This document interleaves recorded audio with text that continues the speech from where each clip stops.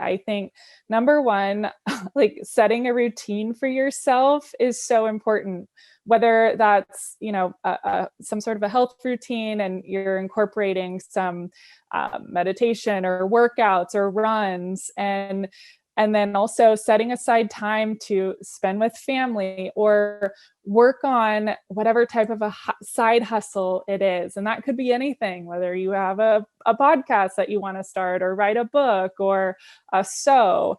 I think that, it sounds silly because we're talking about, taking huge steps in a career and making change. But I think when I think like that, I'm like, whoa, that's overwhelming. But what I can control is my routine and how I, structure my day.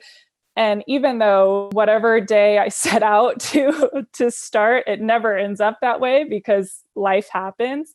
But at least like I have some foundations within myself that I know that I can control. So number one, I know that I'm the best worker, employee, coach, teammate when I have a chance to take care of my health. I'm incorporating healthy meals, working out, all that. So I think ultimately that's a foundation that everybody should have.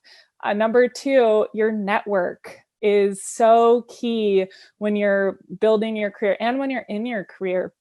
I think that it's important to have those people around you that are like cheerleaders and always like have your back.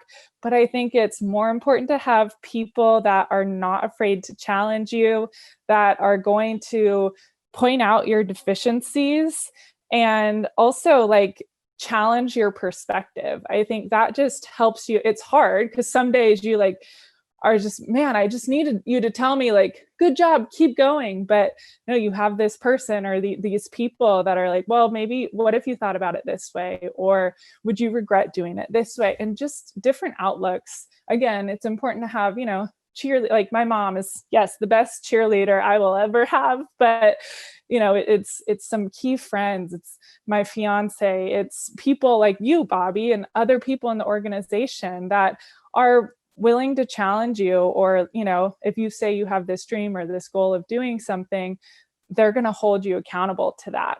And then the third is, I think, just how I mentioned in the baseball ops internship, my favorite part was I didn't feel like I was stuck in a box and focusing just on one thing.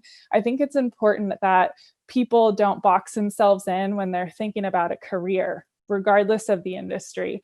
I think that we fall so victim to labels.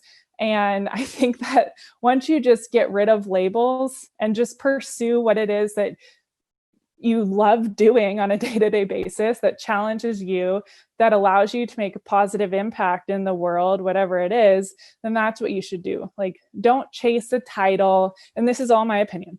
Like, don't chase a title. Right. Don't chase being the first in whatever, or having the biggest whatever. Just chase what brings you joy every single day. Even though some days you're like, what am I doing? This sucks. But just chase what's important to you and what adheres to your values.